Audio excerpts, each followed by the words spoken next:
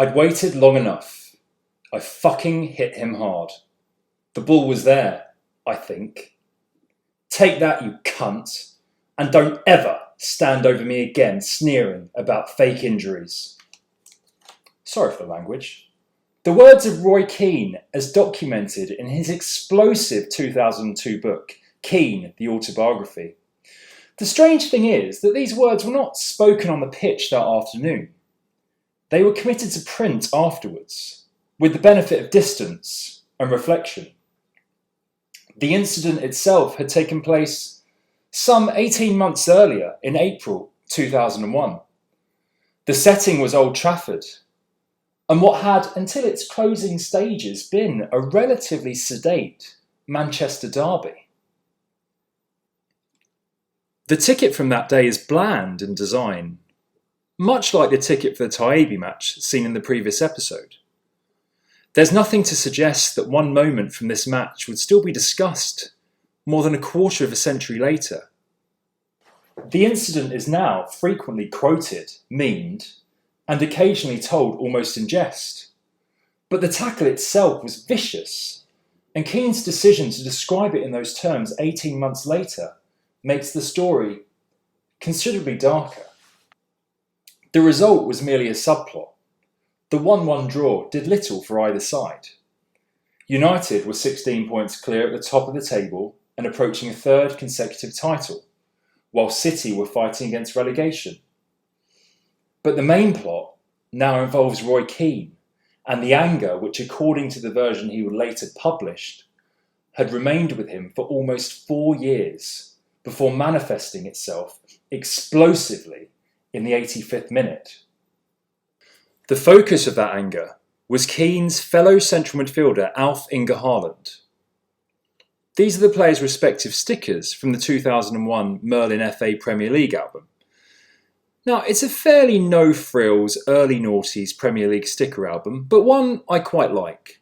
It was also the first Merlin Premier League release to introduce Ultrafoil parallel stickers for one star player from each team.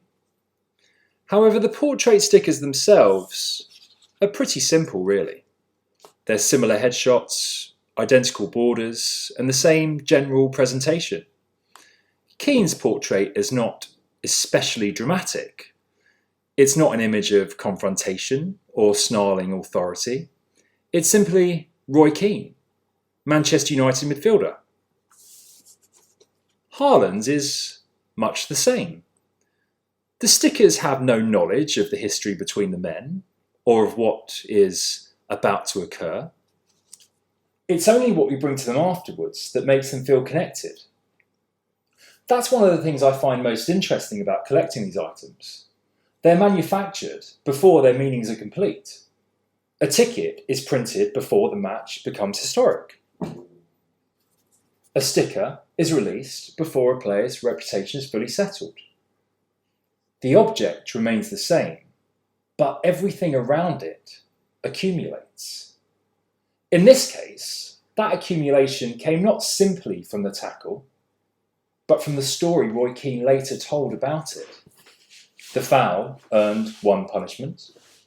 The words written about the foul earned another. Those words transformed an appalling challenge into the conclusion of a revenge story.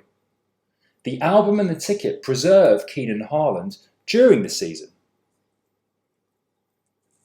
Before the mythology of the tackle had fully taken shape, before the two men were permanently cast as opposing characters within that story. That does not necessarily mean the narrative is false, but it does remind us that somewhere along the way, it had to be created. On a day in September 1997, Roy Keane ruptured his anterior cruciate ligament at Elland Road against Leeds United. Here's a ticket to that match. Keane sustained the injury while appearing to attempt a little foul on Haaland. Now, Keane certainly did not regard himself as someone who feigned injury, while Haaland did not appreciate the severity of what had happened. So he stood over Keane and told him to get up. Haaland later said, "He tried to tackle me and I got the free kick. He was lying on the ground and I just told him to get up, as you normally do with players. Nothing more than that. I wasn't trying to intend anything against him, but he obviously took that very hard. To Haaland, it appears to have been a fairly ordinary piece of football confrontation. An opponent attempts to foul you, falls over, and is accused of exaggerating. To Keane, it became something else. He had suffered a serious injury and, while lying on the ground, had been treated as though he were pretending. Now, whether Haaland had intended to humiliate him is almost besides the point. Keane experienced it as humiliation. The two men broadly agree about what happened. What differs is the meaning they attach to it. One ticket appears to begin the story, and the other appears to complete it. I do not think either object now feels entirely complete without the other. But there is an interesting question here. Did these two matches always form one story? Or did Keane's autobiography persuade us to place them together afterwards? Following the injury at Elland Road, Keane missed most of the remainder of the season. Manchester United surrendered a significant lead in the title race to Arsenal. And it's difficult not to wonder whether the outcome might have been different had their captain remained available. The injury, therefore, carried several meanings. It represented physical damage, a lost season, an accusation of dishonesty, and a campaign in which United ultimately surrendered the Premier League title. But 4 years had passed between Elland Road and Old Trafford. That gap matters. The 2001 challenge was not an immediate reaction made during the confusion of the injury. According to the account Keane would later publish, the grievance had not been forgotten, diluted, or rendered insignificant by time. It had been preserved. 4 years later came the vicious high studs-up challenge at Old Trafford, which Keane would later subsequently present as the settling of that account. He received a straight red card, was initially banned for 3 matches and fined £5,000. Had the story ended there, the challenge would still have been remembered as one of the ugliest in Premier League history. But the publication of Keane's autobiography changed its meaning. The words suggested premeditation. They appeared to explain not simply that Keane wanted to foul Haaland, but that he viewed the tackle as the settlement of a long-standing account. Following the publication of those comments, Keane was charged again, banned for a further 5 matches, and this time fined £150,000 by the FA. The autobiography became evidence against its own author. And this is what makes the story more interesting than a simple loss of control. Keane did not lose his temper for several seconds and then spend the following years attempting to distance himself from what happened. He later chose to give the act shape and purpose. He converted it into a story about himself. That story was consistent with a particular version of Roy Keane, a man who did not forget an insult, did not tolerate perceived disrespect, and acted rather than hesitated. With further time to reflect upon the incident, Keane again did not appear to display a great deal of remorse in his second autobiography, this time in 2014. He described Haaland as niggling and sneaky to play against, and explained that he wanted to nail him and let him know what was happening. He also said, "I had no wish to injure him. It was action. It was football. It was dog eat dog. Now, there's an obvious contradiction in wanting to nail another player with a high studs-up challenge while maintaining that there was no desire to injure him. Perhaps Keane distinguished between hurting somebody, intimidating them, and causing a career-ending injury, or a serious one, at best. Perhaps within his own moral framework, this remained an act of footballing retribution, rather than an attempt to cause lasting physical damage. His later accounts nevertheless preserved the idea that the tackle meant something. One misconception surrounding the incident has proved remarkably persistent, that the tackle ended Haaland's career. It didn't. It just didn't. Haaland remained on the pitch and played for Norway 4 days later as well.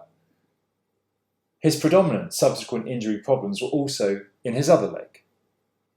Now, that correction doesn't make the tackle any less malicious or dangerous, but the career-ending myth survived because it gave the revenge story a cleaner and more complete ending. Taken together, these incidents offer some insight into what separated Roy Keane from many other footballers.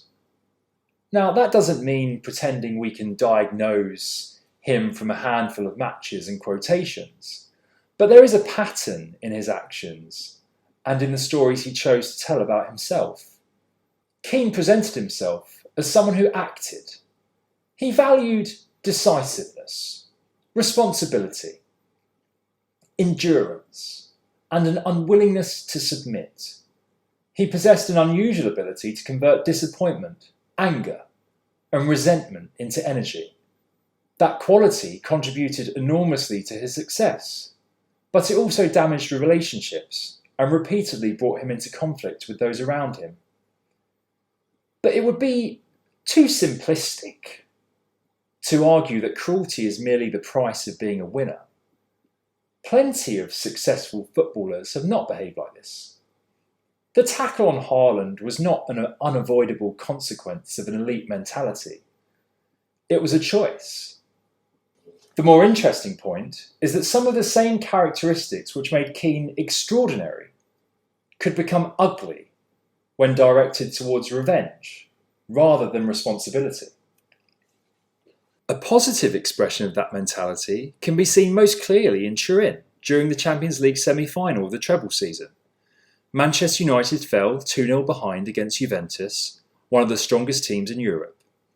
Keane was then booked, meaning that he would miss any potential final. He responded by producing one of the greatest captain's performances in the history of the competition. He scored and drove United back into the match against a Juventus midfield containing Deschamps, Davids and Zidane. They eventually won 3-2. The significance was not simply that Keane continued to play well. His personal loss appeared to have no negative effect upon his sense of responsibility towards the team. He knew that the final had effectively been taken away from him, but he continued working to reach it for everybody else and his team. It was a remarkable response, really. Keane possessed an extraordinary ability to compartmentalise his own disappointment and translate it immediately into purposeful action. But the Haaland incident reveals the reverse side of that capacity. In Turin, Keane converted disappointment into responsibility.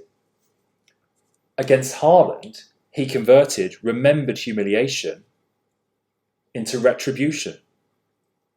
One should not be used to excuse the other. The tackle was not the necessary price of the Turin performance, but both moments reveal Keane's unusual capacity to convert emotion into decisive action.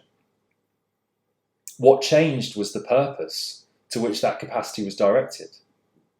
That could make him inspirational, but it could also make him dangerous.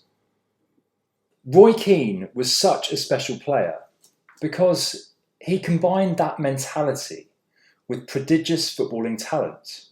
A footballer's entire career can become compressed into the moments most compatible with the character later assigned to him. Haaland at Elland Road, Turin, Haaland at Old Trafford. In Keane's case, the snarling captain, brutal opponent and uncompromising television personality can gradually obscure the actual midfielder. Yeah, he had a good engine and fighting spirit, but he also had awareness, passing range, timing, positional intelligence, and the ability to control matches. He could defend, build attacks, score important goals, and dictate the emotional rhythm of a team. For me, Roy Keane was the perfect central midfielder and would be my captain in an all-time Premier League 11. He's also one of those players whose cards I enjoy collecting, although I try to do it selectively. A 9-pocket page such as this can't contain an entire career, but it can preserve 9 versions of a player and allow them to stand in for hundreds of matches. Each gives us a different Roy Keane. The rookie, the young record signing, the midfielder, the injured player, the captain, the champion, the avenger, the player of the year. My favourite Keane cards, though, came from Premier Gold 2001, Merlin's Premier League card set for the season. There's the main base set, but much like the sticker album, Premier Gold also introduced parallels for a selection of inserts. These included cards for each team's star player, as well as 4 selected award winners, one of whom was Roy Keane as the Player of the Year the previous season. The inserts were issued in silver, the most common variant, followed by gold, and then the rarest parallel, blue. The image remains the same across all 3 versions, but it's the treatment, the scarcity, and, in some cases, the value attached that changes. The cards themselves are thin, and they do chip quite easily, but they're absolutely beautiful, and to be honest with you, they are some of my absolute favourites from the entire Premier League era. So that's where we'll leave Roy Keane for this episode. There's so much more that could be said about him. It would be impossible to compress his career, mentality, significance into one card, one tackle, one card page, or even one episode. But that's precisely what football memory repeatedly attempts to do. It selects, it simplifies, it places 2 tickets beside each other and turns them into the beginning and end of a story. It takes a sentence written 18 months later and allows it to determine what a movement on a football pitch had meant. It selects several minutes from a career of nearly 500 Manchester United appearances and permits them to define the whole. The objects don't show the man in full, only in fragments. The rest is supplied by our memory. And our memory, at least, or mine, has attached an enormous amount to this particular pair. Placed together, the 2 tickets appear to give the story a beginning and an end.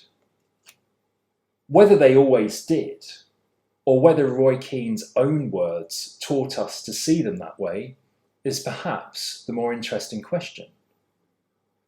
Thank you so much for watching. If you did enjoy the video, please like it, subscribe to the channel. It motivates me more than you could ever know. But regardless, I will be back. And for now, goodbye.